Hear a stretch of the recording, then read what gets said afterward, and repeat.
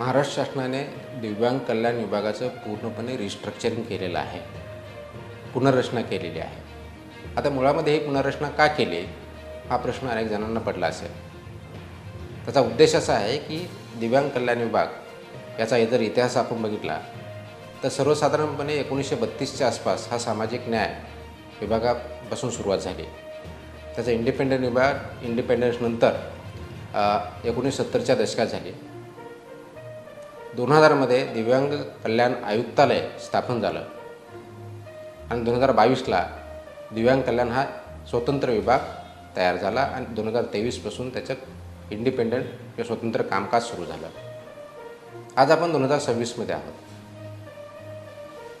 दिव्यांग कल्याण किंवा दिव्यांगाच्या बाबतीतले जे कायदे आहेत त्याचंसुद्धा खूप मोठ्या प्रमाणामध्ये वेळोवेळी बदल करण्यात आले. 1995चा महत्त्वाचा कायदा होता, पण सर्वात महत्त्वाचा कायदा हा 2016मध्ये RPWD ॲक्ट ज्याला म्हणतो, rights of persons with disabilities act 2016, दिव्यांगाच्या सक्षमीकरणासाठी हा कायदा आणला गेला. आणि याच्यामध्ये एक पॅराडाईम शिफ्ट झाली. या अगोदरचा जो अप्रोच होता तो हा विकास, ज्याला आपण दिव्यांग सक्षमीकरणच्या ऐवजी दिव्यांगाचं वेलफेअर अशा दृष्टिकोनात होता.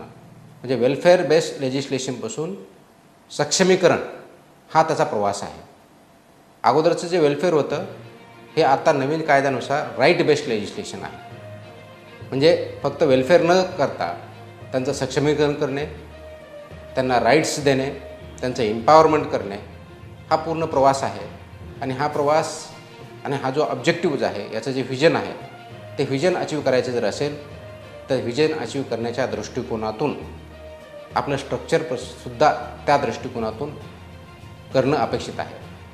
आणि म्हणून एक्झिस्टिंग जे आपलं कार्यालय आहे, जो विभाग आहे, त्याची रचना आहे, कार्यपद्धती आहे, याच्यामध्ये बदल करणं आवश्यक होतं. आणि म्हणून 2026मध्ये आपण महाराष्ट्र शासनाच्या मान्यतेने, म्हणजेच कॅबिनेटच्या मान्यतेने, अप्रुव्हलने याचं रिस्ट्रक्चरिंग केलेलं आहे. अगोदर जर बघितलं तर आपल्याकडे सचिव स्तरावर प्रशासकीय विभाग, मंत्रालय स्तरावर जो आहे तो, त्याखाली आयुक्तालय पुण्यात आहे, त्याखाली विभागीय कार्यालय आहेत जे काही जिल्ह्यांचे मिळून जे विभाग झालेले आहेत त्या ठिकाणी, जिल्हा कार्यालय आहेत आणि तालुका कार्यालय आहे. नवीन याच्यामध्ये आपण मुख्य बदल हा केलेला आहे की 5 स्तरीय रचना ही 3 स्तरेवरती आणलेली आहे. म्हणून आता इथून पुढे प्रशासकीय विभाग, आयुक्त कार्यालय आणि जिल्हा कार्यालय ह्या 3च ठिकाणी असतील. हे करताना दिव्यांग कल्याण विभाग हे फक्त कल्याणापुरतं मर्यादित जर अगोदरच्या कार्यालय ॲक्टनुसार होतं, त्याचं नॉमेनक्लेचर बदलून दिव्यांग सक्षमीकरण विभाग असं आपण केलेलं आहे. या करण्याचा उद्देश आहे की 2016च्या कायद्यानुसार दिव्यांगाचं जर सक्षमीकरण करायचं असेल तो अप्रोच बदलावा लागेल, म्हणून आम्ही तो अप्रोच बदलला आहे. त्याचबरोबर स्ट्रक्चर जे चेंजेस करणं अपेक्षित आहे ते स्ट्रक्चरल चेंजेस हे आपण रिस्ट्रक्चरिंगच्या माध्यमातून केलेले आहेत. मग दिव्यांग सक्षमीकरण विभाग, तसंच आयुक्तांचं नाव जे आहे आयुक्त दिव्यांग सक्षमीकरण, जिल्हा स्तरावर सुद्धा त्याचप्रमाणे आपण दिव्यांग सक्षमीकरण विभाग आणि जिल्ह्याचं नाव अशा पद्धतीचं नॉमेनक्लेचर आपण केलेलं आहे. दुसरी महत्त्वाची आपण जी गोष्ट केलेली आहे, दिव्यांग सक्षमीकरण विभागाचे जिल्हा लेवलचे प्रमुख जे असतील ते मुख्य कार्यकारी अधिकारी जिल्हा परिषद हे असतील. या अगोदर DDEO यांना मुख्य आपण म्हटलं डिस्ट्रिक्ट डिसेबिलिटी ऑफिसर जे होते, तर त्यांच्याऐवजी आपण डायरेक्टली एक IAS ऑफिसरला या विभागाचं जिल्हा स्तरावरचं प्रमुख केलेलं आहे. त्याचबरोबर दुसरी जी महत्त्वाची गोष्ट की जिल्हा स्तरावरती फक्त 15 कर्मचारी होते, आता आपण हे 15च्या ऐवजी 51 अधिकारी कर्मचारी हे जिल्हा परिषदेच्या CEOच्या नियंत्रणाखाली दिलेले आहेत. ज्यामध्ये एक आयुक्त स्तरावरचा अधिकारी आहे ज्यांचा स्केल जसे जिल्हा परिषदेचे इतर विभाग प्रमुख आहेत त्याच्याप्रमाणे हा S20 लेवलचा असेल. आणि त्या अंतर्गत आवश्यक असलेली सर्व मॅनपॉवर आणि अधिकारी आपण दिलेले आहेत, जेणेकरून जिल्ह्यामधील सर्व दिव्यांग व्यक्ती, दिव्यांग क्षेत्रात सर्व काम करणाऱ्या सगळ्या संस्था, दिव्यांग क्षेत्रामध्ये इतर व्यक्ती काम करतात ते, जिल्ह्यातील सर्व विभाग, शासकीय विभाग, निमशासकीय विभाग यांच्यावर कोऑर्डिनेशन, ज्यांच्या माध्यमातून दिव्यांगाचं सक्षमीकरण करायचं आहे ते करण्यासाठी आवश्यक असलेलं स्ट्रक्चरिंग, मॅनपॉवर, ऑफिसर्स हे आपण तिथं दिलेलं आहे. आणि याचं नेतृत्व करणार आहेत जिल्हा परिषदेचे मुख्य कार्यकारी अधिकारी, जेणेकरून इतर विभागावर कोऑर्डिनेशन करताना त्यांना कोणती अडचण येऊ नये. दिव्यांगाचे प्रश्न सोडवण्यासाठी ते कोणत्याही विभागातले असतील त्यांच्यावर सोडून घेणं ही सर्व या कार्यालयाची जबाबदारी असेल. आणि विशेष म्हणून दिव्यांग जे व्यक्ती आहेत, विद्यार्थी आहेत, यांचं सक्षमीकरण करणं हे बघणंसुद्धा मुख्य कार्यकारी अधिकारी यांची जबाबदारी असणार आहे. यानंतर जे असणार आहे ते आयुक्त हे पुण्यात बसतात. त्या कार्यालयामध्ये सुद्धा आजच्या डेटला फक्त सर्वसाधारणपणे 49 अधिकारी कर्मचारी होते. कायद्यानुसार आयुक्त हे एक सक्षम प्राधिकारी आहेत. त्यांना ज्युडिशियल पॉवर्स आहेत. दिव्यांगाच्या ग्रीव्हन्स रिड्रेसल मेकॅनिझमसाठी त्यांना प्रमुख आहेत.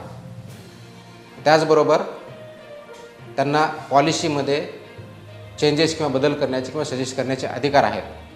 आणि कोणत्याही विभागाने जर दिव्यांगाच्या कायद्याचं किंवा नियमांचं किंवा कोणते अधिकार त्यांना डिप्राईव्ह केले तर त्यांना पनिश करण्याचे, पेनॉल्टी करण्याचे अधिकारसुद्धा कायद्याने त्यांना दिलेले आहे. आणि हे करण्यासाठी त्यांना तेवढी त्या प्रकारचे सक्षम मॅनपॉवर कार्यालय रचना असणं अपेक्षित होतं.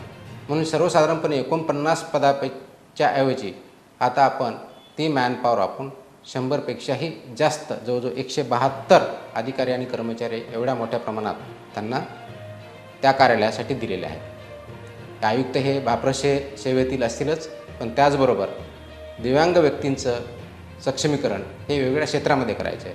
ते शिक्षण क्षेत्र असेल, आरोग्य असेल, पुनर्वसन असेल, स्किल डेव्हलपमेंट असेल, एम्प्लॉयमेंट असेल, सेल्फ एम्प्लॉयमेंट असेल, स्पोर्ट्स असतील, एंटरटेनमेंट असेल, ह्या सर्व क्षेत्रामध्ये काम करण्यासाठी त्या प्रकारचे व्हर्टिकल्स आणि हेड्स आपण दिव्यांग आयुक्त यांच्या नेतृत्वाखाली केलेलं आहे.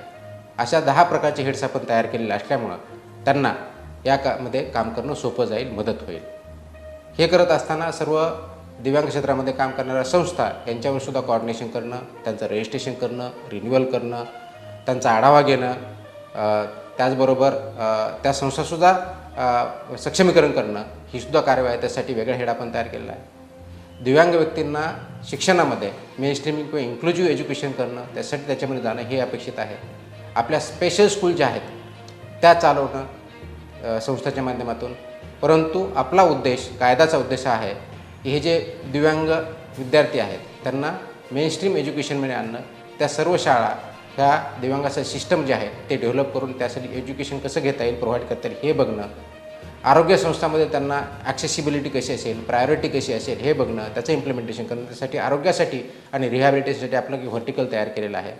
असं स्किल डेव्हलपमेंट असेल, एम्प्लॉयमेंट असेल, स्पोर्ट्स असतील, एंटरटेनमेंट असेल, या सर्व क्षेत्रामध्ये दिव्यांगांना सक्षमीकरण करण्याच्या दृष्टिकोनातून हे आपण रिस्ट्रक्चरिंग केलेलं आहे.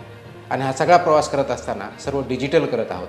मॅन्युअल इथून पुढे काहीही चालणार नाही, जेणेकरून ट्रॅकिंग राहील, ट्रान्सपरन्सी राहील आणि रिझल्ट येतील. दिव्यांग कल्याण विभागाचं रिस्ट्रक्चरिंग करताना फक्त नॉमेनक्लेचर आम्ही बदललेलं नाही, नाव बदललेलं नाही. दिव्यांग सक्षमीकरण विभाग ज्यावेळेस आम्ही केला त्याचबरोबर त्यावेळेस स्ट्रक्चर किंवा रचना बदलली आहे. उद्देशसुद्धा आपण तयार केलेले आहेत. व्हिजन आणि मिशन डॉक्युमेंट तयार केलेलं आहे. त्याच्यामध्ये कोणत्या स्ट्रॅटेजिक एरियामध्ये काय काय कारवाई करायची, कोणत्या योजनांचे हे पण तयार केलेलं आहे. आणि हे सगळं इम्प्लिमेंट करण्यासाठी रिस्ट्रक्चरिंगची आवश्यकता होती, ती पण आपण तयार केलेली आहे. पुढच्या काही काळामध्ये रिस्ट्रक्चरिंगशिवाय नवीन पदं भरण्यात येतील. आता आपण जवळजवळ 2105 पदाचा हा नवीन पॅटर्न तयार केलेला आहे, जो जिल्हा स्तरावर, आयुक्त स्तरावर आणि प्रशासकीय स्तरावर असेल, ज्याच्या माध्यमातून महाराष्ट्रामधल्या सर्व दिव्यांग व्यक्ती, या क्षेत्रामध्ये कार्यरत असणाऱ्या दिव्यांग सर्व संस्था, NGOज, त्याचबरोबर या क्षेत्रामध्ये शासनाचे वेगळे विभाग यांच्या सर्व सहभागाच्या माध्यमातून आपण दिव्यांगांचं सक्षमीकरण करणार आहोत. आणि म्हणून ही जी पुनर्रचना केलेली नसून तर या विभागाला सक्षमीकरण करून आणि त्या सक्षमीकरणाच्या माध्यमातून दिव्यांगाचं सक्षमीकरण करणं हा उद्देश डोळ्यासमोर ठेवून हे आपण पुढचं पाऊल उचललेलं आहे. यासाठी आपण या विभागाचे सर्व लाभ घ्यावेत आणि हे लाभ घेताना दिव्यांग सहाय्यक पोर्टल जे आपण नवीन लॉन्च केलेलं आहे त्याच्या माध्यमातून घ्यावेत, जेणेकरून आपलं खरोखर सक्षमीकरण होईल आणि समाजामध्ये आपण ताटमानेने आपण जमू शकाल. हा रिस्ट्रक्चरिंगचा पॅटर्न फक्त नावापुरता नसून तो खरोखर सक्षमीकरणासाठी आहे. त्यासाठी याचा आपण उपयोग करूया.